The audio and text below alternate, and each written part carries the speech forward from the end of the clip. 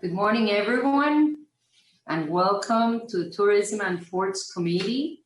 It's wonderful to see you all, and I really appreciate that you're here for another day of committee. Item 3D, resolution amending resolution number R993-19 to authorize the county mayor's designee to extend MSC Miami Cruise Terminal LLC's financing period initially through October 31st, 2020, and thereafter through and including February 15, 2021, in one or more increments based on MMCT's demonstrated progress in obtaining financing, subject to certain conditions, authorizing the county mayor or county mayor's designee to negotiate and execute an amendment to the Terminal Development Management and Lease Agreement between the county and MMCT, providing that the land turnover date as defined in the ground lease shall not be before April 15, 2021, and shall be no later than May 15, 2021, and requiring the incorporation of facilities into MMCT's project for Magical Cruise Company, Ltd., subject to the county and MMCT reaching agreement on all material financial terms related to the shared facility, and directing the county mayor or county mayor's designee to negotiate any additional amendments or agreements necessary to accomplish the purposes set forth in the accompanying memo, and to present such proposed amendments and agreements to the board for review and approval within 120 days. I'd like to move the entire agenda. Okay, so Commissioner Jordan is Second. moving the entire agenda, and Commissioner Moss is going to second your motion. Okay, the only Madam Chair, can I just congratulate Commissioner Jordan on her forward thinking on this today? Thank you, Commissioner Jordan. That's excellent. The only thing that we are going to hear is the report from the port and from the airport, because it's very important. But at this point, then the commissioner moved all the other items. It was second, and it was third, and it was fourth. Everyone is very happy. Let's do a roll call to make sure that we include everything, Madam Clerk. Ms. Lee? Oh, no, Ms. Lee is our attorney. Commissioner Bobo? Yes. Commissioner Jordan? Yes. Commissioner Moss? Yes. Vice Chairman Soto? Yes. Chairwoman Sosa? Yes. Motion passed 5-0. Thank you very much to all of you. Thank you. So with that, Mr. Kurila, welcome, sir. Thank you, Madam Chair, and good morning to all the committee members, and thanks to all of you for the support with that motion. Maybe if you allow me, Madam Chair, if I could take just a point of personal privilege to thank our entire Seaport team, our Seaport staff that have been working, and I haven't had a chance to be in a committee like this before, virtually, and speak on behalf of the port. But first and foremost, I want to really thank the team at every level of the organization, from the executive team to everybody that's out there doing pig sticking, cleaning, painting, doing carpentry work during this very difficult period for the port and for the industry. Needless to say, Madam Chair, we couldn't have presented and worked on these items without the assistance of our county attorney's office, Abby, Jerry, Miguel, Steve Bass. Tremendous help, and that's why we are today. Angela Benjamin as well, and of course the support of Jack Osterholt, moving items through the agenda through the mayor's office. So thank you so much. As it relates to COVID, we have been very engaged since February on this matter.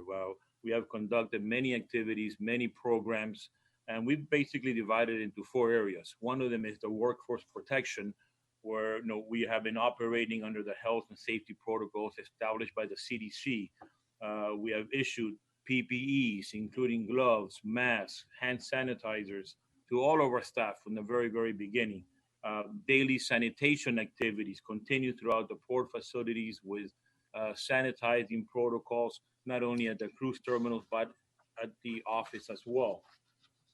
On the non-employee protection area of this report, I would like to say that we continue installing the additional hand sanitizing stations throughout the high traffic areas and throughout the very busy contact points at the Port of Miami. We continue with our cleaning of the vehicle, disinfecting anything that is touched by a port employee.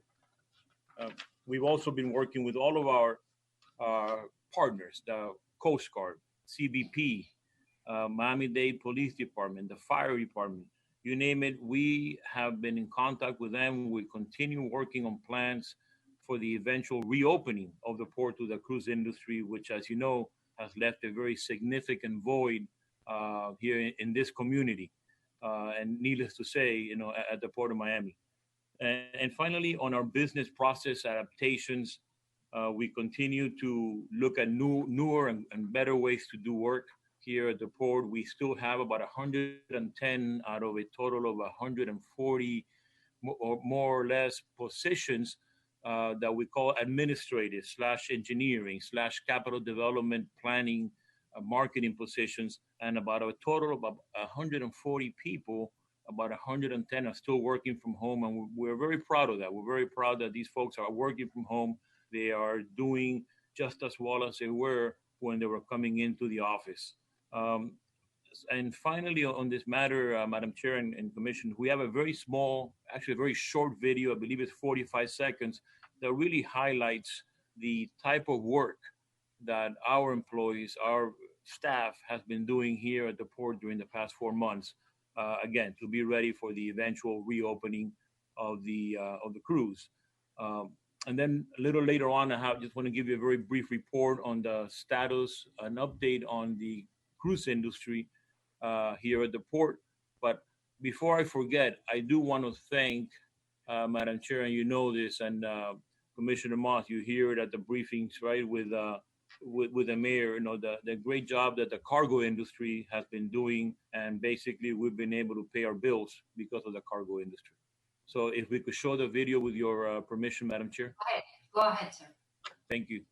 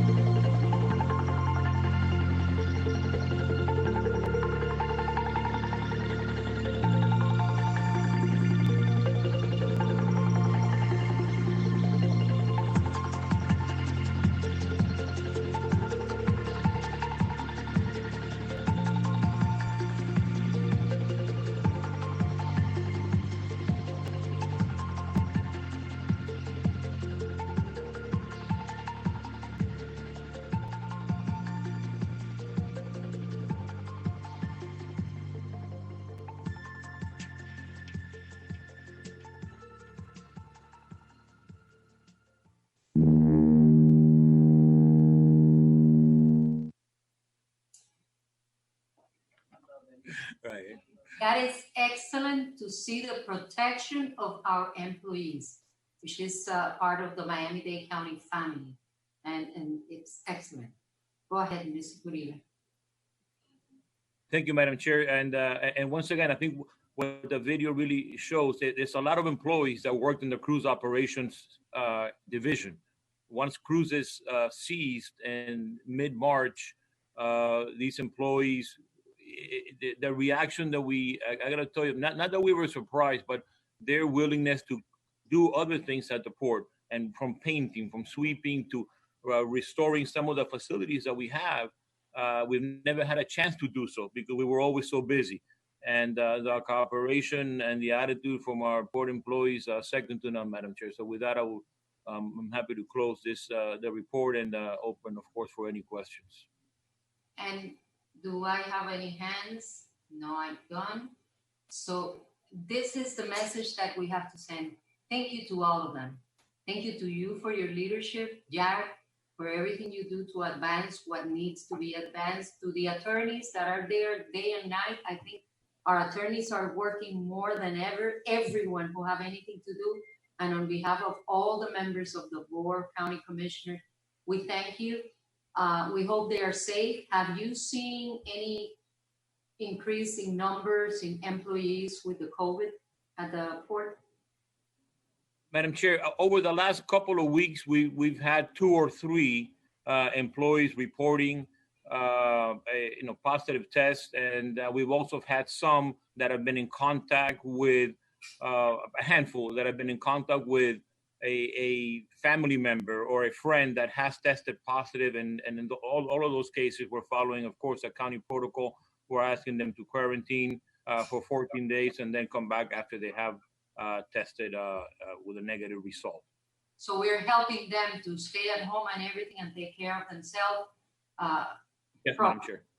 Okay, and then when you have the plans that the different cruise lines are working with the federal government, with CDC, for the opening, then at that point, you let us know, and we want to hear from you what will be the plans moving forward for the future. Now it's too early to say because we are right in the peak of the numbers. So moving to the future, we have hopes. It is too early to say. You're absolutely right, Madam Chair. And something I missed during the report is that we have created at the port a health committee that is comprised of the different divisions here at the port, the police department, the fire department. We're engaging CDC and we're engaging the federal agencies as part of this committee, just so that we can be 100% ready to go once the CDC lifts the order and the cruise line starts sailing. Thank you. Thank you, Mr. Curila. I don't see anyone with questions for you, so we really appreciate your report. Commissioner, I just wanted to note something for the record. In voting for the entire agenda, the reports and minutes were moved and accepted by this board. So we don't have to make a motion now because it was accepted before. Yes, ma'am. Thank you. Commissioner Moss, before we leave, it's yours. Move it.